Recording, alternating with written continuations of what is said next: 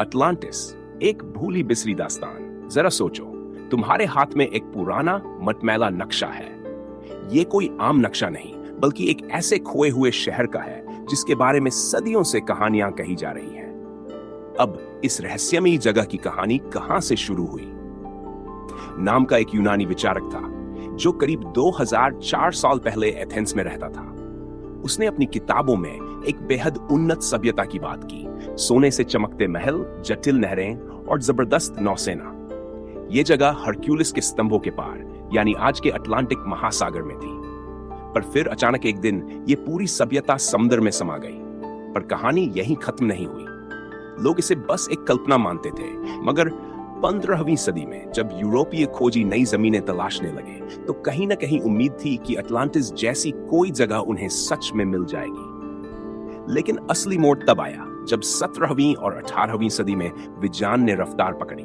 नए नए वैज्ञानिक थ्योरीज आई, जैसे कॉन्टिनेंटल ड्रिफ्ट, जिससे पता चला कि धरती के टुकड़े एक दूसरे से खिसक रहे हैं। लेकिन असली झटका तब लगा जब वैज्ञानिकों को दुनिया भर की अलग अलग सभ्यताओं में अजीब समानताएं दिखी।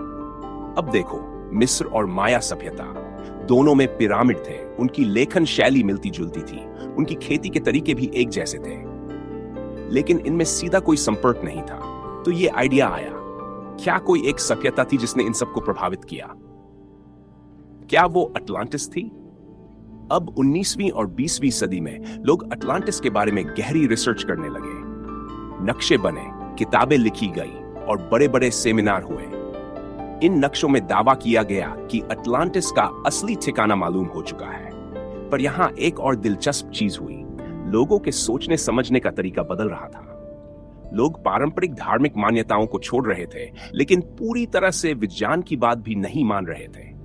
वे अजीबोगरीब तरीकों से तथ्यों को जोड़ने की कोशिश कर रहे थे, जैसे किसी मनोवैज्ञानिक या आत्माओं से संपर्क करके जानकारी इकट्ठा करना।